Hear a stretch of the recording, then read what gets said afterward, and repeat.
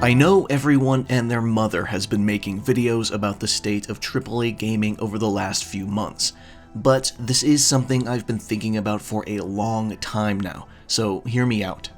I want to begin this video by immediately disclosing that I am not, or at least I try not to be, a game industry doomer. As someone who loves video games and has been playing them for almost 30 years at this point, I don't want catastrophic failure to devastate this industry. I don't want tens of thousands of people to lose their jobs, especially the ones who are very good at them. I always try to maintain at least some semblance of positivity for most topics related to video games. The last thing I want is to be poisoned by cynicism for my favorite hobby. Furthermore, I don't want anyone to walk away from this video thinking that I'm the type of person who only ever plays AAA games, because I'm not. I enjoy AA games and indies quite often, and I always have at least one indie among my favorite games of each year. In fact, I made a video some time ago discussing how much I hate it when people say there's nothing else to play, because that's just flat out not true. There's always something to play. Now, with all that said, there's something that's been on my mind recently, and what I really mean is the last decade or so, regarding the AAA sector of this industry, and how it's become more and more difficult for that positivity and optimism to be maintained. Generally speaking, there are still AAA games that exist which promise a particular single-player experience, deliver that experience, and then move on. There are no gimmicks to tackle, no tacked-on online components, and no intrusive monetization to try and ignore. Those AAA games still do exist, but even so, it's hard to ignore the feeling that they're becoming rarer and rarer, because they're still greatly overshadowed by other hyper-successful franchises that are constantly guilty of the most annoying and frustrating practices, yet they're still too big to be all that negatively affected by it. So what is afflicting the AAA sphere? What are all the problems making this sector look so bad?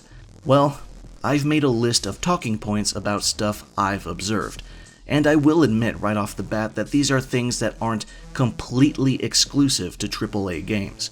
Many of these practices are normalized enough that they also affect AA games, but it is the AAA sphere that perpetuates this stuff the most. And near the end of the video, I'm going to touch on a specific, fascinating Twitter thread by an industry person that gives a lot of insight into how AAA businesses tick, so stick around for that too. It is eye-opening. And it should go without saying, but I'll say it aloud anyway. I am not a game developer, nor a business owner. Everything I'm talking about here is purely from the perspective of a consumer who simply feels uneasy about what they are seeing. Now, without any more waiting, here's my personal examination on all the ways that AAA game development is such a shit show. Let's start at the top, and I mean that somewhat literally, with the public company problem. I recently made a video about Xbox after they shut down Arcane Austin and Tango Gameworks. It went over their entire history as a game publisher and platform holder with a long, detailed past of being unreliable, out of touch, incompetent, or straight up villainous, whether they're conscious of it or not. And don't forget, Tango and Arcane came shortly after a massive layoff of 1,900 people back in January. But they're not the only ones who act like this. There's also the notorious and reviled Embracer Group, a media holding company that quickly became infamous because of their gluttonous and irresponsible acquisitions of multiple game studios and their immediate subsequent closures, leading to hundreds, if not thousands, of people being laid off. The actions and behavior of Xbox and Embracer Group are in stark contrast to another company that everyone knows that regularly gets credit for simply not being evil, and they are Valve. In an excellent display of timing leading up to this video, I've seen multiple instances of people on Twitter, Reddit, YouTube, etc. talking about how Valve continues to be a thriving and trustworthy company in the face of everyone else seemingly being addicted to slamming their dicks in a car door. So what is the key difference that separates Valve from entities like Microsoft and Embracer Group? For those who have seen this discussion before, you likely already know. It's the fact that Valve is privately owned. I know sometimes it's not always the publisher's demands that cause things to go wrong. Sometimes it really is just terrible leadership within the studio itself. In fact, Jason Schreier just published an article about how the Suicide Squad game's failure is pretty much entirely on the lap of Rocksteady's founders due to their awful management. And I do know that private companies also have investors and shareholders who can exert influence when push comes to shove. But they're typically in it for the long haul, whereas public companies are driven more by short-term results on a quarterly basis, which is a big contributor as to why all the cost-cutting and downsizing happens despite everything seeming perfectly fine. Ideally, a company is run more like a worker cooperative, where most, if not all, employees can sit down together and run the company democratically. Obviously, being private doesn't mean a company is immune to dumb decisions. Epic Games is also private, and they've made some remarkably idiotic moves, like buying Bandcamp, which was successful and turning a profit, only to lay off almost 900 people across all of Epic, including half of Bandcamp, while selling them to a different company in the process, only a year and a half after buying them. I would love to hear Tim Sweeney explain that one. There's pros and cons to being either private or public. But, as both Microsoft and Embracer Group have shown us very recently, being a studio owned by a public company can be hazardous to your existence, regardless of how long you've been owned. It doesn't matter if your studio was acquired 6 months or 5 years ago, or if your games are good and successful. You can still be closed down without any warning. But why? If your games turn a profit, why would you still be shuttered?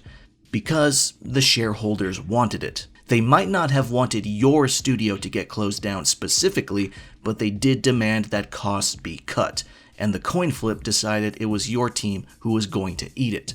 Shareholders are not part of the creative process in any way, shape, or form, so they don't see or understand the blood, sweat, and tears shed for any particular game. In fact, some probably don't give a rat's ass about video games in general, and they're just here to take advantage of the fat stacks generated by the most popular and profitable form of entertainment on the planet. Seriously, imagine how different Valve would be right now if they went public 15 years ago. Would they have made Dota 2 or Half-Life Alyx? Would they have made the Source 2 engine at all? Would they have made the Valve Index? Would they have ever made the Steam Deck, which gave a gigantic injection of life into the handheld PC gaming market? Would Gabe even still be there? And finally, how much worse would Steam be? It's almost frightening to think about.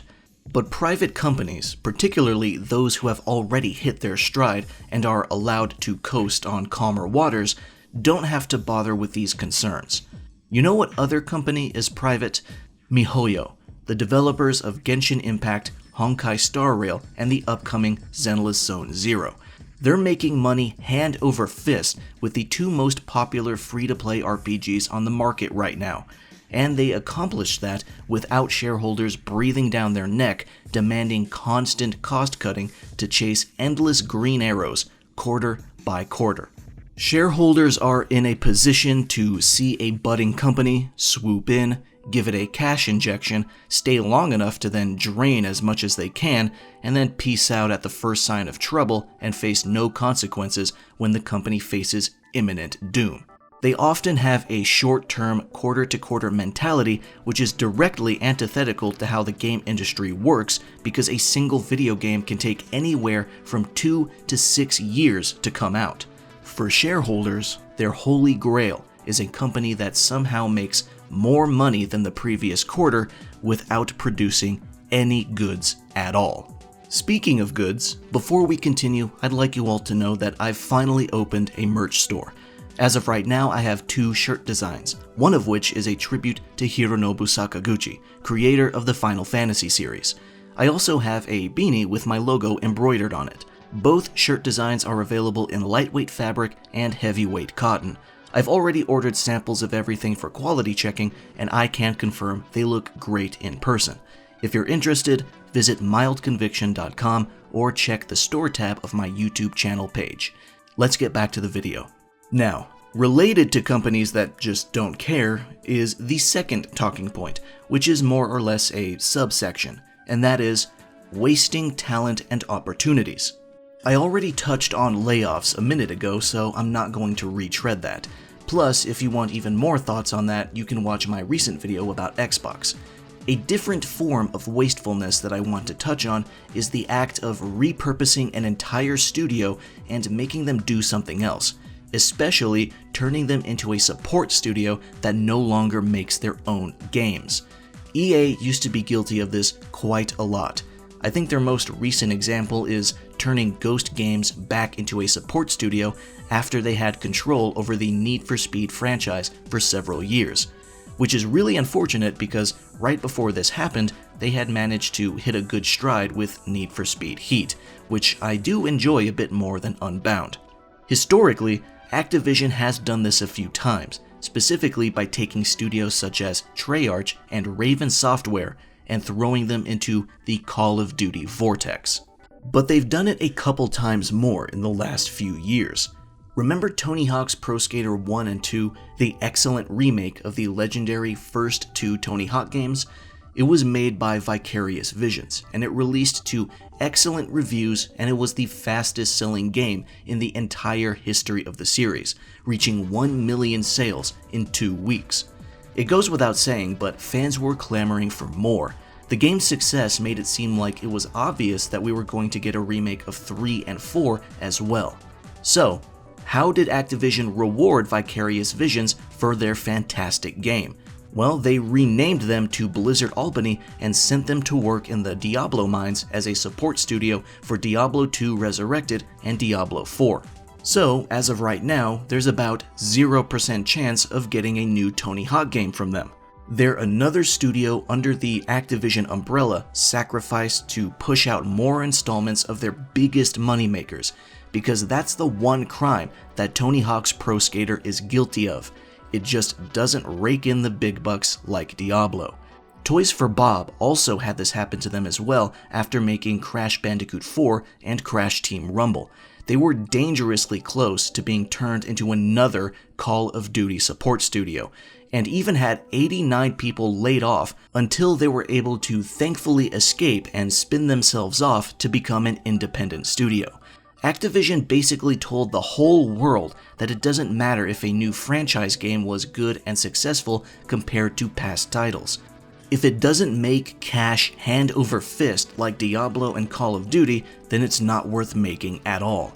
How can anyone watch this sort of behavior and trust this company to ever commit to smaller and more interesting AA games ever again? Even if they make another StarCraft or another Hexen or a brand new Spyro, there's no guarantee whatsoever that those teams are safe from being cannibalized by the Call of Duty or Diablo machine. It's wasteful of talent and existing IPs, and it's profoundly frustrating. And speaking of throwing resources at AAA games, my next talking point is ridiculous budgets and expectations. Do you remember the big Insomniac security breach from last year? It was pretty disastrous, and tons of information regarding their current and future projects was compromised. Even worse, employees' personal information was affected as well. Out of respect to the studio, I didn't touch on it at all. However, there is one specific piece of information from the breach that I haven't been able to stop thinking about: budgets. It's utterly insane to me that AAA gaming has reached this level of inefficient spending. The first Spider-Man game, released in 2018, is presumably, based on a cursory search, in the ballpark of $100 million. With that in mind, Miles Morales, a spin-off with maybe half the amount of total content but a lot of reused assets, cost $156 million to make. And it gets worse from there. The remaster of Spider-Man 1 cost $39 million. It cost almost $40 million to change Peter's model, bump up the resolution, frame rate, and graphical fidelity, and add some ray tracing and DualSense haptic feedback support. That's it. $40 million, almost half the budget of the entire first game. Spider-Man 2, on the other hand, cost a fucking whopping $315 million. There is nothing about Spider-Man 2 that makes that figure feel justified. There is no aspect to that game at all that feels 3 times more expensive than Spider-Man 1. Not the graphics, not the gameplay, not the map size, not the cutscenes, not the content, not the story, nothing. People might respond with, Insomniac is a top-tier developer with lots of employees to pay, and that's true, but we've reached the point where we seriously need to ask, what actually is the harm in just taking a portion of these employees and having them work on a different new game, instead of shoving them into the development of a game that already seems this front-loaded? Genuinely, I ask you, what significant damage would have been done to the development of Spider-Man 2 if you just took a quarter of the budget and employees and gave them their own game to work on? How much would Spider-Man 2 have really suffered if it had a $236 million budget to work with, which is still double the budget of the first game, instead of $315 million? And it still gets worse from there, because the leaks go on to suggest that Spider-Man 3 is going to have a budget of $385 million, and Wolverine is going to have a budget of $305 million. There's no way this shit is sustainable, and there's already been numerous games that have come out in the last few years that have shown that you don't need the GPD of a small country to make a game with excellent production value. Strictly as an example, Remedy's Control was made with a budget of 30 million euros, and not only was it a really cool and interesting game with fun combat and a super slick art style, its graphical capabilities were also so great that for a while it was used as the game to test ray tracing with. And of course, with these huge budgets also come huge expectations. With Spider-Man 2's insane budget of over $300 million, it needs to sell 7.2 million copies just to break even. Luckily, it already passed that number very recently, but something needs to be made clear here. 7.2 million sales is not actually an easy figure to reach. Unless the game is already part of a mega huge franchise, or has an insane marketing campaign or massive virality, or it's a Nintendo first-party game, 7 million sales is actually pretty tough to hit. There are plenty of high-quality, critically acclaimed games that will take years to hit that, if at all. Devil May Cry 5 came out in early 2019, and it's one of my absolute favorite games in the last 10 years. It received a ton of super positive reception from critics and fans alike. It didn't cross the 7 million mark until halfway through 2023, over 4 years later. And this isn't some hyper niche game that only the weirdest, most fucked up freaks in the community know about. This is a legacy Capcom franchise that's been around for over 20 years now.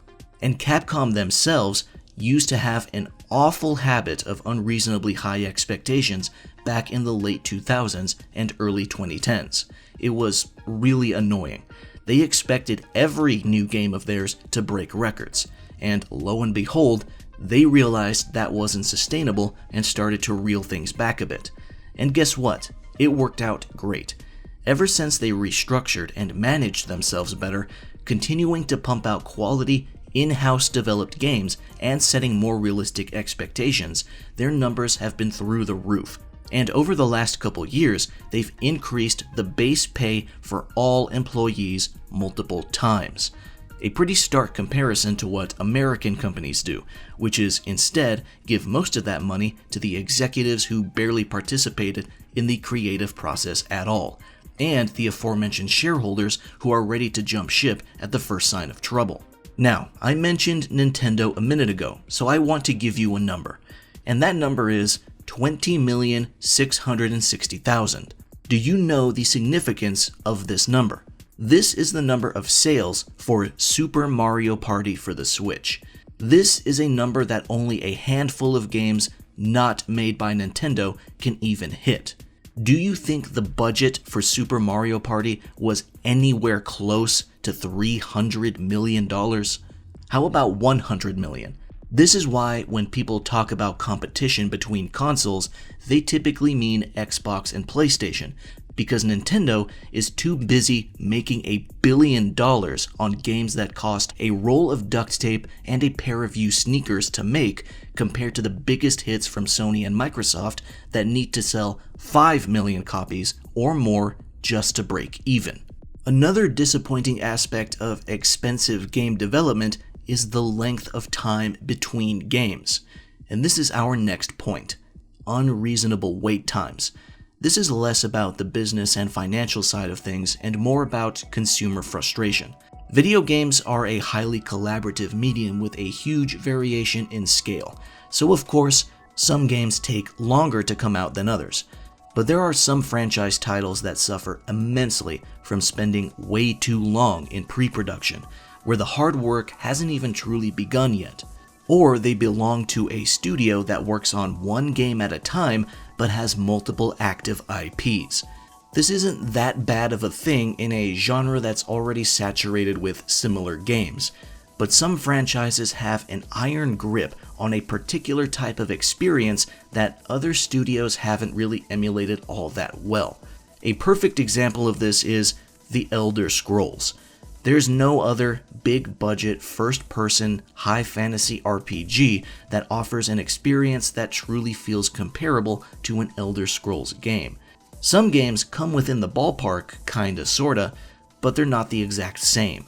And when you throw mod support into the mix, there's basically no game that comes close, period. So fans are forced to sit around and wait an ungodly amount of time for the next installment. Morrowind, Oblivion, and Skyrim all came out within a 10-year window. It's now been 13 years since Skyrim, and we still haven't gotten the Elder Scrolls 6. Believe it or not, I actually do respect the core idea that Bethesda wants total control over their IPs. But unfortunately, they work only on one big project at a time while having multiple active franchises, meaning they have to slowly cycle through everything. To put it into perspective, I'll say it like this: if you are over the age of 45 and Bethesda does not do anything to speed their process up, then there is a non-insignificant chance that the Elder Scrolls 6 will be the last Elder Scrolls you live long enough to see. It's a pretty depressing and aggravating thought. It really feels like there's no reason for fans to wait this long for a sequel, especially when the most recent game was hyper successful. And I have concerns that these wait times do nothing to help the franchise stay relevant in the eyes of younger gamers who have no recollection of when Skyrim was at its peak because it came out when they were toddlers. Of course, I'm not suggesting that Elder Scrolls be turned into an annual series or anything, but there's absolutely a happy medium somewhere between that and waiting almost 2 fucking decades. The most obvious solution would be to simply open up a second studio that makes spin-off games of comparable quality to the most recent game in the interim, which is basically what Obsidian did when they made Fallout New Vegas, which a lot of people love. But again, Bethesda likes to maintain a tight grip on their IPs, for better and for worse. There's a small possibility that the idea of their games cannibalizing each other is part of the reason for this, but honestly, they shouldn't have to worry about that either, because good games don't suddenly disappear off the face of the earth when their sequel comes out. People didn't stop playing and modding Oblivion when Skyrim released. People didn't stop playing and modding Fallout 3 when Fallout 4 released. Bethesda isn't the only studio like this either. BioWare is guilty of this too. We're just barely getting a new Dragon Age after a decade-long wait since Inquisition, and the next Mass Effect is going to be a few years off after that, also approaching a decade-long wait since Andromeda. Some people might make an argument against diluting an IP, but I suggest taking a glance across the street and looking at all the games the Warhammer community is drowning in. They're getting games that take place in all three major settings: Warhammer Fantasy, Age of Sigmar, and 40,000. And the games cover a wide spectrum of genres, from first-person shooters to tactical RPGs to real-time strategy to 2D platforming. Sure, not all games are great, but when you're getting multiple games a year made by a wide variety of studios, you're bound to get a great one eventually. Last year's Boltgun was really fun, and Space Marine 2 is one of my most anticipated games of this year. Warhammer lovers get a huge, ever-growing selection of AA games to enjoy, while fans of Elder Scrolls and Mass Effect have the exact same selection that they've had for the last several years. But what happens when a game finally does get announced? Well, then they have to worry about this next talking point: bad first impressions. And this covers a couple specific things. First is something that a lot of people have already noticed and have already expressed their weariness with, and that is CG trailers. I know CG trailers have a very specific purpose. They're usually given to us because the game is still very early in development, and in the case of franchise games, they're also used as recruitment tools to let potential hires know, hey, we're working on a new installment of this big series. If you want to work on it too, come apply. I get that, but from the perspective of a consumer, CG trailers have, for many years now, been seen as counterproductive to building hype, because more often than not, they are not representative of the gameplay at all, and in some severe cases, they're not even representative of the story or aesthetics of the final product. Basically, a bad CG trailer borders on false advertising. I've reached the point where I practically turn my brain off when a CG trailer starts playing, and the only thing that might alleviate that is if the developer is a studio that I know and trust.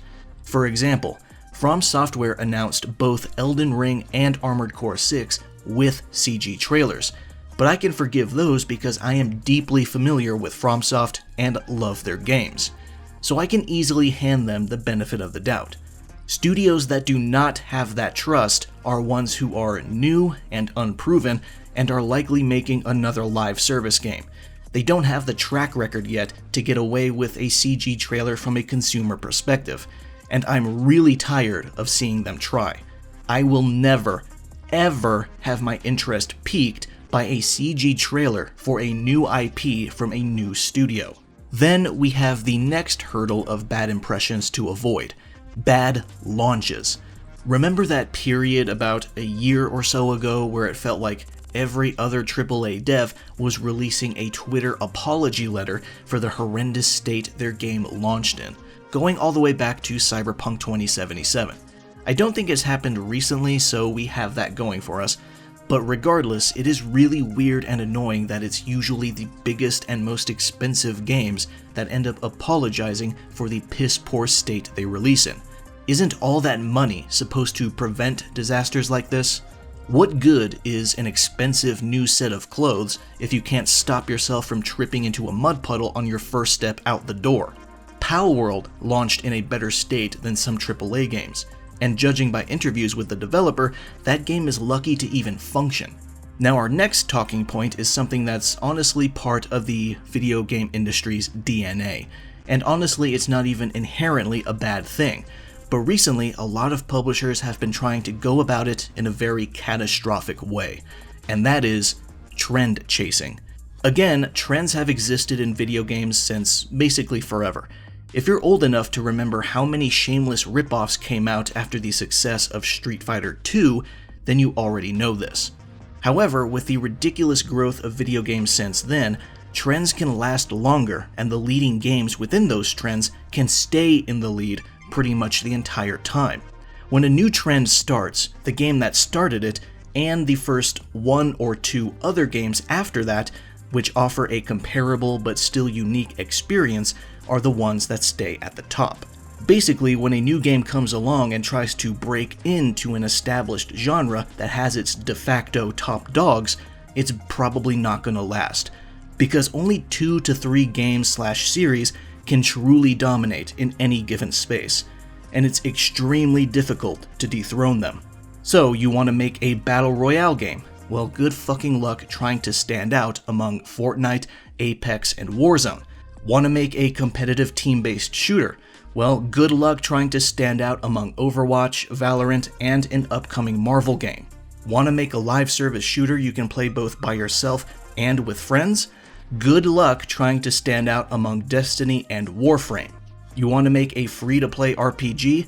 Good luck trying to stand out among Genshin Impact, Honkai Star Rail, Path of Exile, and as a bonus, the shockingly robust Final Fantasy XIV free trial, which includes the base game and 2 expansions. You can see where I'm going here. All of these currently and formerly trendy genres have their top games that are almost impossible to take people away from, because they've been there forever, and all of their existing players are familiar with them and can't just uproot themselves on a dime, especially if their friends play that game too. But because those top games make so much money, every major publisher wants a piece of the pie, and they're willing to recklessly endanger a studio in an attempt to get one. They just pick up the first tough-looking guy they find on the street, put gloves on them, and throw them into the ring to box with the big boys. As you can probably guess, the main culprit here is Ubisoft. Ubisoft is quite possibly the #1 most shameless publisher when it comes to trend chasing, and they fail almost every single time. They finally tasted some success with Rainbow Six Siege and The Division, and they've been trying to recapture it again since. Remember Hyperscape, their battle royale? Closed after 2 years. Remember Ghost Recon Breakpoint, their online tactical shooter? Buried by bad reviews before it could even gain any momentum. Remember Skull and Bones, their anticipated pirate game? It came out recently, and nobody cares. X-Defiant, which is their answer to Call of Duty, just launched, and it seems okay at the moment, judging by a cursory glance. But we'll see how it is a year from now. Something directly related to trend chasing, however, and a big contributor to many failed projects just within the last 5 years or so, is the live service plague. I probably don't even have to go too far into this because a lot of people are already expressing deep exhaustion with live service games because, as I mentioned, every major genre already has their top dogs. But again, it doesn't stop developers from trying. Some companies don't understand the situation and will shit out random garbage thinking it'll stick and function as reliable passive income just because it's a live service game, like Babylon's Fall. But what's really frustrating is when the rare live service game that's actually unique and promising comes out and still isn't able to find its audience, like Rumbleverse, a battle royale that focused on melee and hand-to-hand combat, largely with a pro wrestling influence. It was published by Epic Games, and it still couldn't even last a year. Trying to make another live service game in a time where every genre already has multiple go-to titles is like asking to be Sisyphus, doomed to push a boulder uphill for eternity but never reaching the top. Do you know how many live service games have shut down in the last 5 or 6 years? I'll list some of them. Anthem, Marvel's Avengers, Babylon's Fall, as mentioned, Crossfire X, The Culling, Radical Heights, Lawbreakers, Knockout City, Rumbleverse, as mentioned, Paragon, Evolve, Rocket Arena, Quantum League, Second Extinction, Space Punks, Dreadnought, Gundam Evolution, Rift Sweepers. Do I even need to continue? How many of these games did you even know existed before right now? And to make matters worse, when a game doesn't shut down due to low population, it shuts down due to rampant cheating that is so out of control, the developers don't even know what to do to stop it. So please, stop wasting time and resources on more live service games.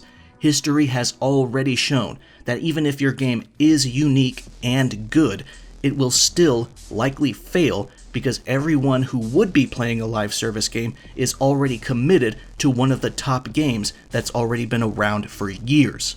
You are genuinely better off putting that money and manpower into an interesting single-player game that can stay in stores indefinitely because you don't need a server to keep it running. Next, we have another problem involving the actual release of a game. This is going to sound unimportant to most of you, but I promise this is something that a lot of people are affected by, and I will explain why. The talking point is penny pinching on physical releases.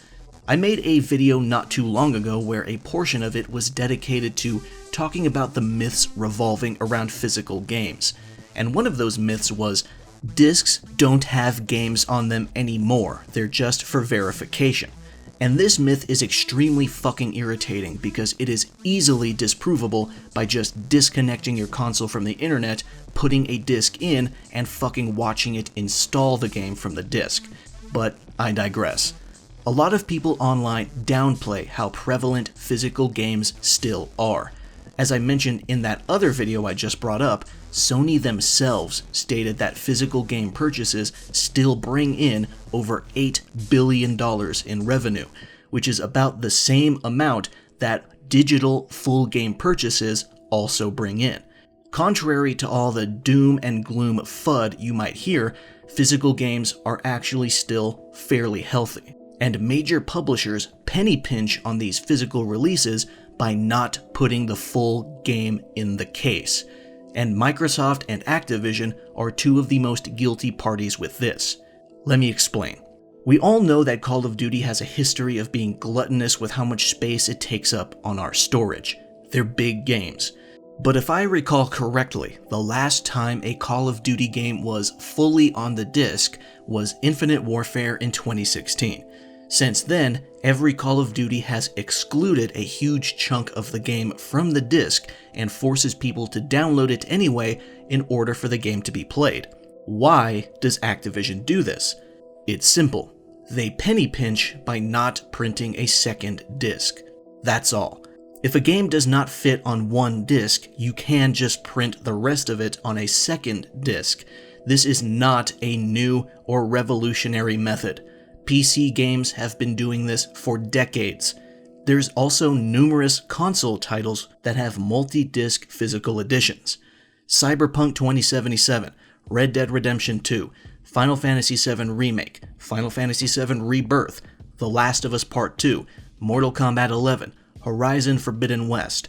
All of these games came with 2 discs to fit all data onto, so you don't have to download anything just to start the game. Activision doesn't do this with Call of Duty, and Microsoft doesn't do this with any of their first-party titles recently, partially because Xbox Series games are still being printed on 50GB Blu-ray discs for some fucking reason, instead of the 100GB discs that PS5 games use. Forza Horizon 5 has about 20GB on the disc, and the remaining 90 or so need to be downloaded. Starfield only had about 40GB on the disc, and the remaining 50 or so needs to be downloaded. And some of their games don't get any physical release at all, such as Hi-Fi Rush, Pentiment, and Hellblade 2. Microsoft, a company worth $3 trillion, cannot be bothered to print their smallest games on one disc at all. If that isn't the most flagrant display of penny pinching, then I don't know what is. I have over 70 PS5 games on disc, and even the smallest ones, the ones that are only 1GB, are fully printed on them, and they're not even big franchise games either. They're super niche titles that probably only sell a 5-digit amount of copies. How come these tiny games can accomplish something that $3 trillion megacorporation Microsoft cannot? And some of you might be wondering why this matters that much, and I'll give you a practical answer. I live in a very rural area, and until 2022, I had horrible and strictly capped internet. Downloading a 50GB game took multiple days, and it used up my entire bandwidth for the month. meaning physical discs were my only way to reliably play a game. I'm not the only person who lived like this. There are hundreds of thousands, if not millions, of gamers just in North America who are fucked by mediocre or harshly capped internet like I was. And this is before I even mention the idea of ownership and having access to a game you spent money on being taken away because a huge chunk of it is missing and the servers hosting that chunk no longer functions. And of course, after penny pinching comes nickel and diming. I'm talking about excessive monetization.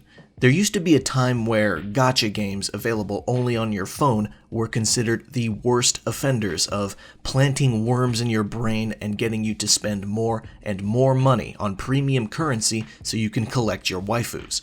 But sadly, the larger AAA gaming market has since caught on to those methods and decided to not only implement them into bigger and more expensive games, but also surpass them in scummery. Look no further than NBA 2K, a full-priced $70 game that still has the balls to charge up to $150 for in-game currency. That ain't no microtransaction. That's a macro transaction.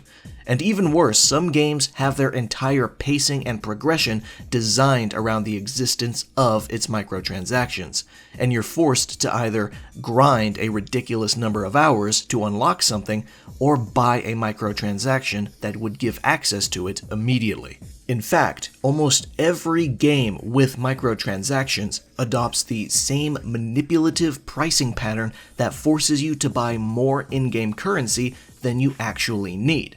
Gran Turismo 7 was an example of this. The game launched with lots of high-spec cars that approached 1 million credits in cost. If you wanted to, you could just buy credits via microtransactions. But there's a problem. There's no option to only buy 1 million. It goes from 750,000 to 2 million, meaning you have to spend more money than you intended and get the 2 million. Seriously, most games with microtransactions do this. They offer only increments that do not evenly match the cost of the thing you're trying to buy in-game, so you have to buy the closest tier up. Keep an eye out for it and you'll see how common it is. Polyphony thankfully went back and fixed the economy of Gran Turismo 7 to make it more fair, but a lot of other games don't get the backlash needed to straighten something like this out.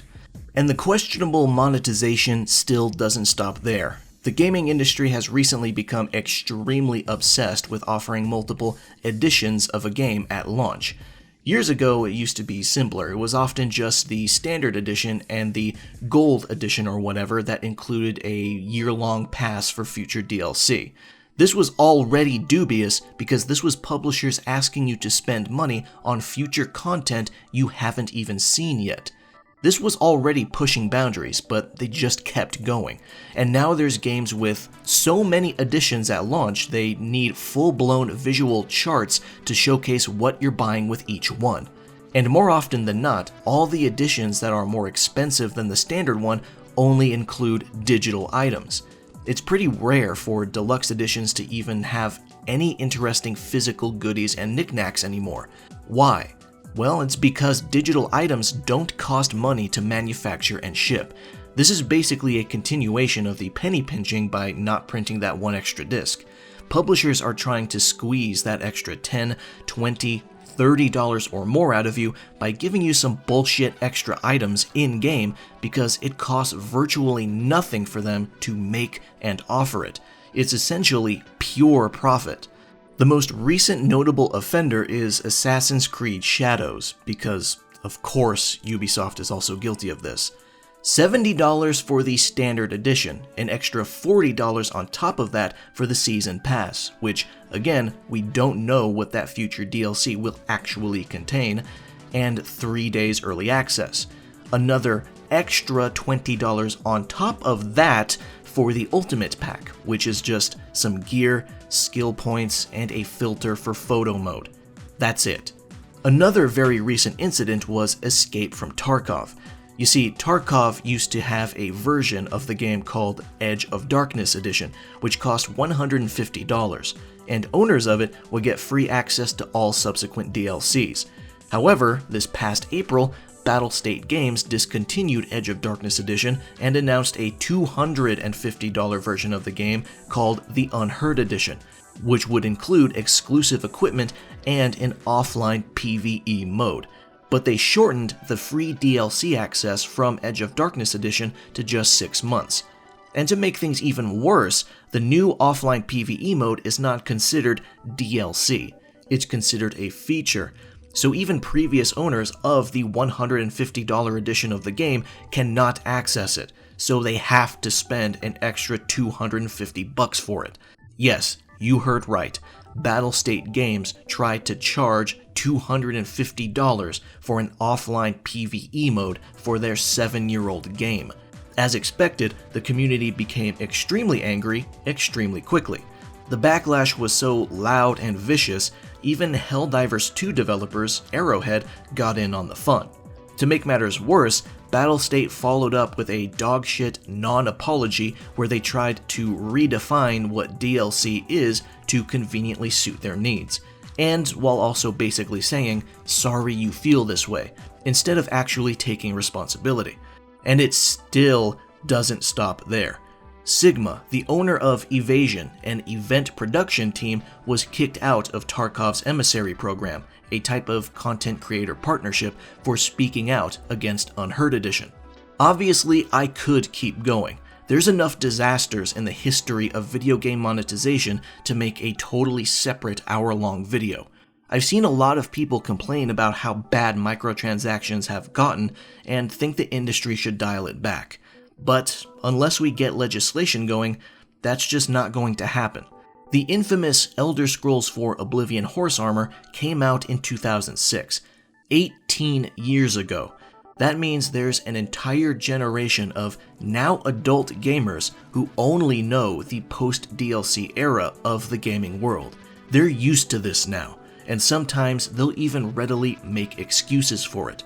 If you want to stop the excessive monetization plague on gaming, you're just gonna have to build a time machine and go back to 2005 to kill the guy who came up with the horse armor idea.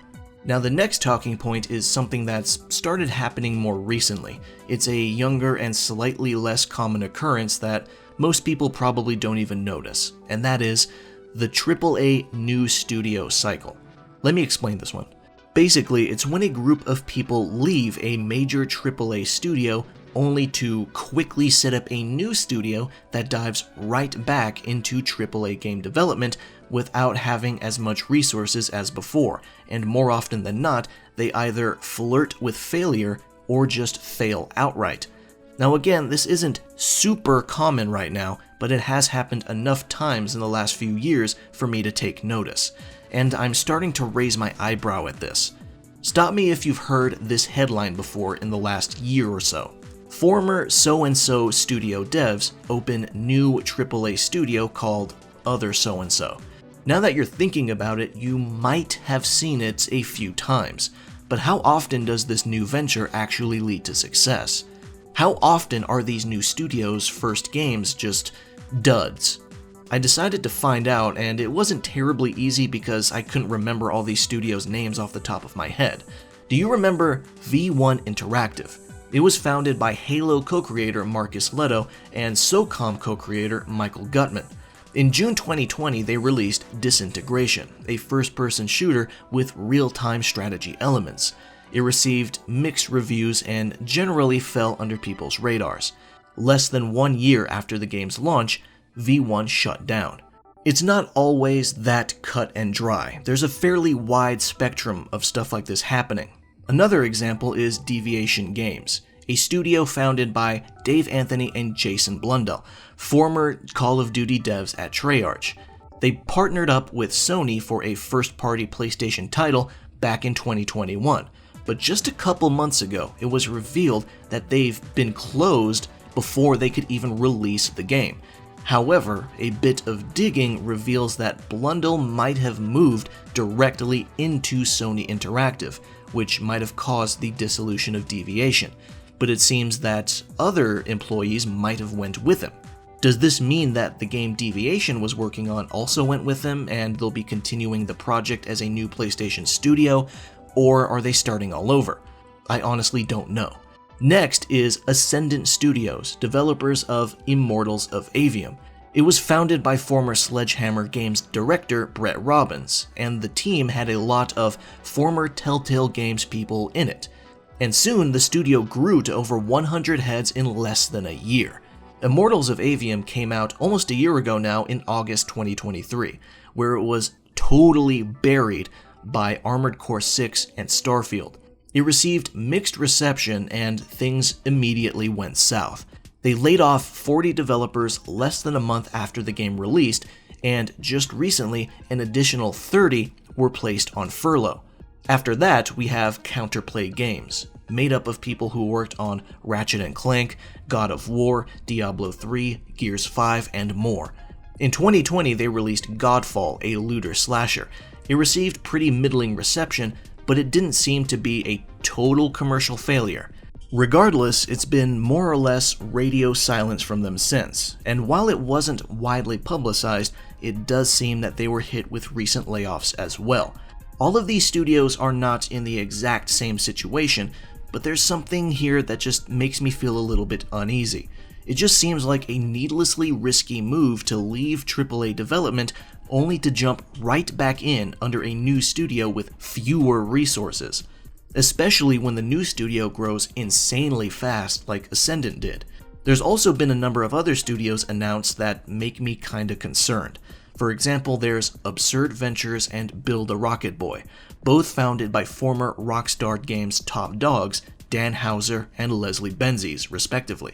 They both seem to be diving straight into big, ambitious projects, and it could go either way. There's also Rebel Wolves, a studio founded by former CDPR employees.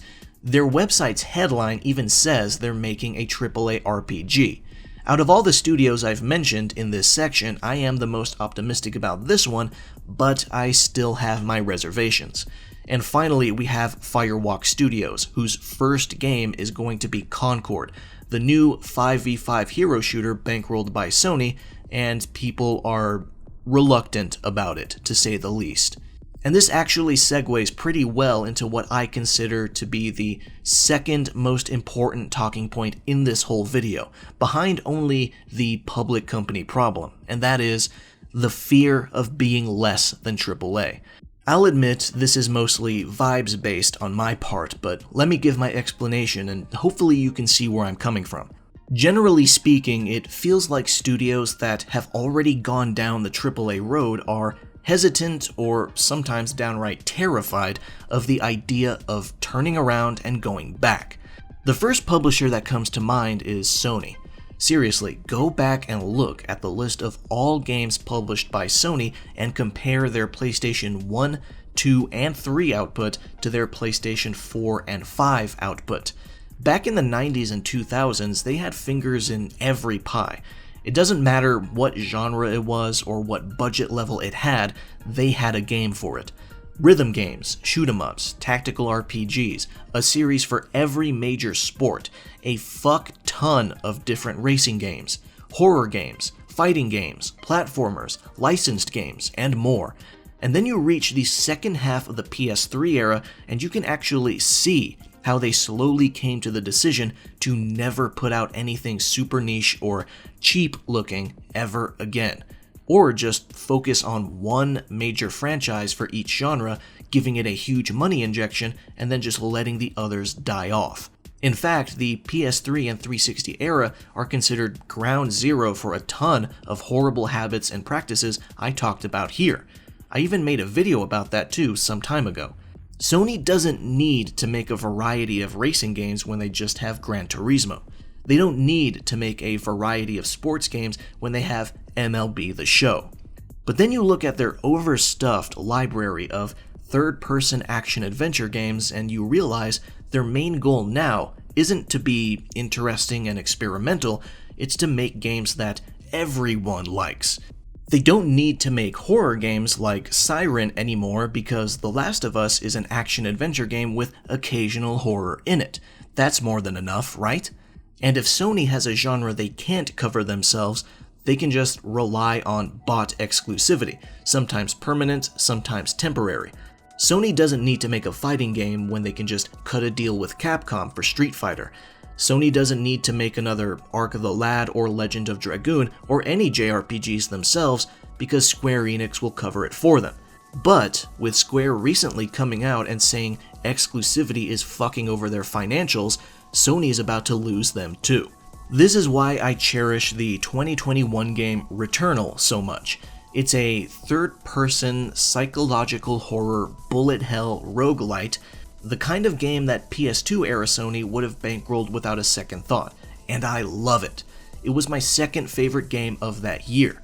This is also part of the reason why people still make fun of PlayStation for not having any games, because when you compare their current output to how it was 15 to 20 years ago, you realize they practically don't have any games anymore, especially if you're not even interested in all of those cinematic third-person action-adventure games.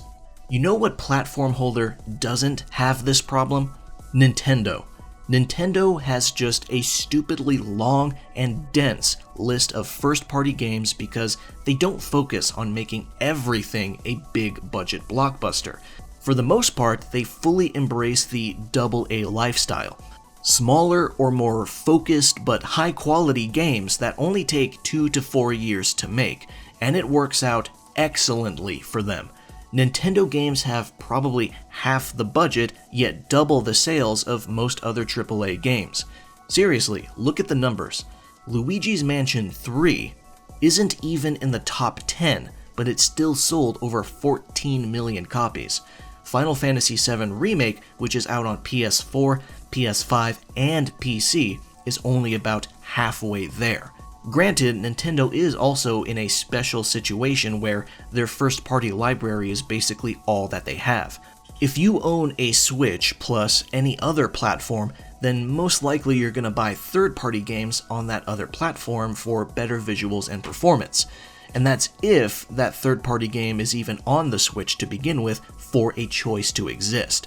Because some of the biggest third-party franchises have been simply ignoring Nintendo for years now, but that's another topic. The fear of being less than AAA has grown to be more and more unfounded as time goes on because as more people become gamers, a wider variety of tastes is born. There are games on Steam right now that look like they were made with the budget of a dirty sock and a ball of pocket lint with no marketing whatsoever, still selling like gangbusters because even though they don't have ray tracing or realistic physics or a 500 square mile open world, they still have sound game design fundamentals that cut through the bullshit and hit people in the brain to produce the fun chemicals. Now don't get me wrong, I still enjoy AAA games on occasion because I do like to be wowed, but not every fucking game that comes out needs to do that, and some publishers are really hesitant to accept it, and it's frustrating. And this all leads me to the question that people love to ask when this entire discussion comes up. Is a crash happening?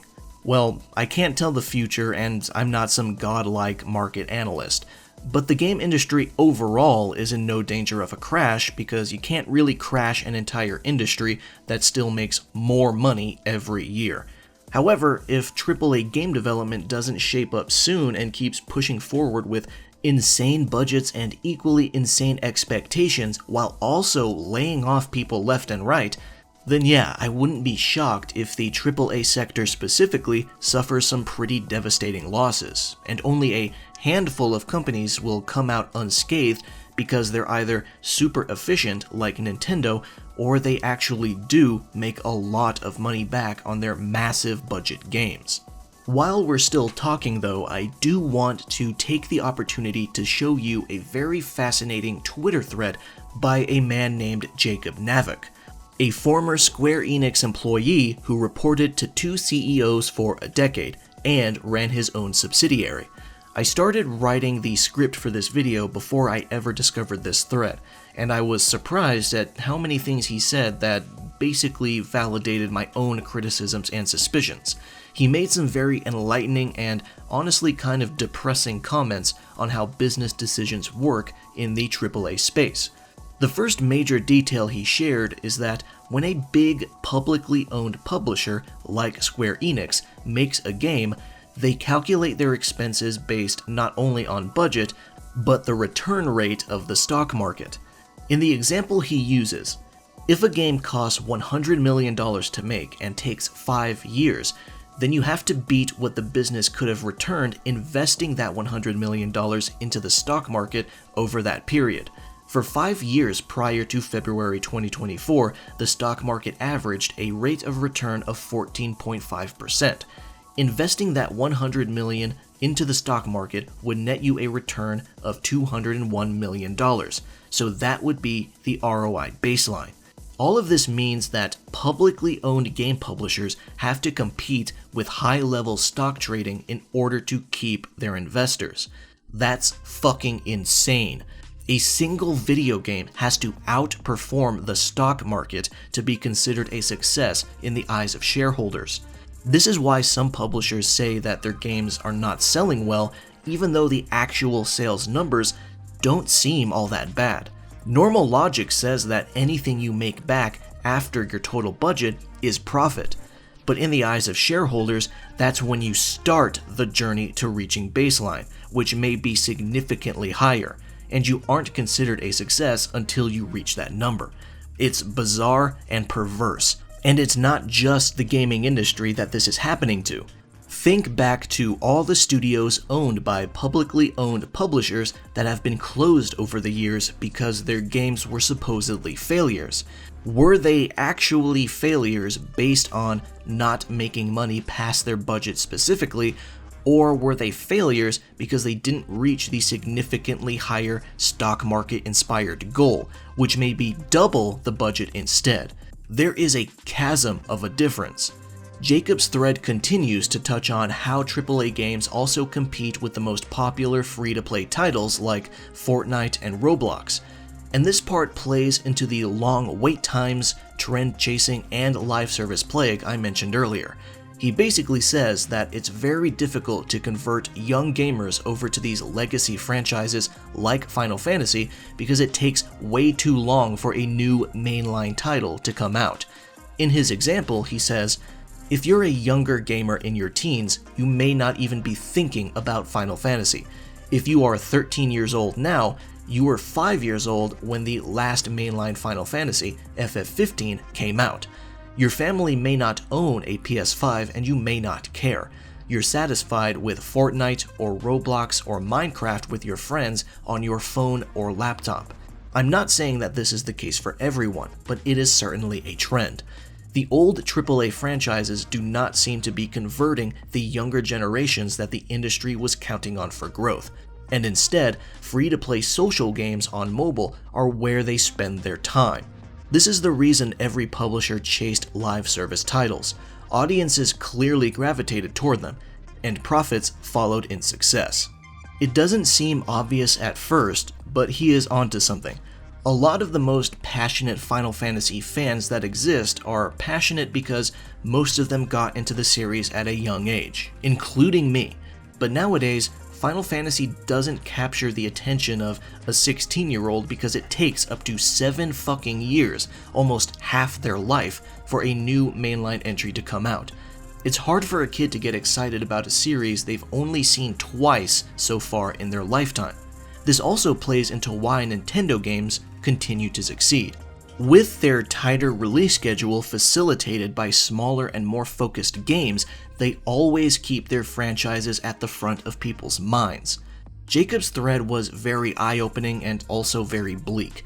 It paints a picture that shows just how badly things are going and how much worse it'll become if the AAA space doesn't pivot soon.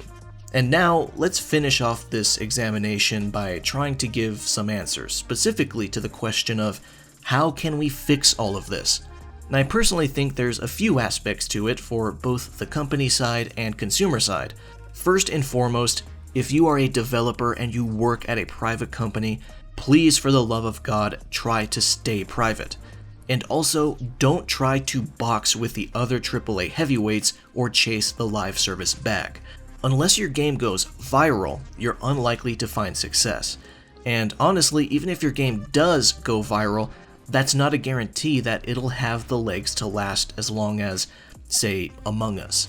As for public companies, it's pretty much impossible to fix them without taking them off the stock market completely, but that's really difficult because they would need to buy back all their shares. And regardless of private or public companies, I think everyone needs to stop spending an obscene amount of money on their games. To add on to my talking point about the fear of being less than AAA, some studios and publishers are so deep into it, they think that every single project they make has to be the new, most expensive thing ever. And that's just not sustainable. Now, all of those suggestions are for the company side, and as far as I'm concerned, none of them are even listening to that anyway. I know some people wish to not be part of the AAA downfall by voting with their wallet and avoiding the AAA space, so what can you, the consumer, do? Well, the most obvious thing is to simply buy more AA and indie games. Those sectors have no shortage whatsoever of good games. In fact, if you're lucky, you can find a gem of a game that you mesh with perfectly that sinks its claws into you and gets dozens, if not hundreds of hours of entertaining playtime out of you for less than $10, and no microtransactions to be seen. Seriously, that game is out there for you, but you have to get off your ass and find it. And you'll be supporting a small studio or maybe even just a single person who is actually affected by your purchase and doesn't just see you as a living wallet to nickel and dime. If you own a Steam Deck or a PC or laptop that can handle gaming at least reasonably well, then you can find all kinds of potentially interesting stuff by just casually browsing the Steam store. That's what I do every few months, and I always find a handful of games I either purchase outright or put on my wish list for later.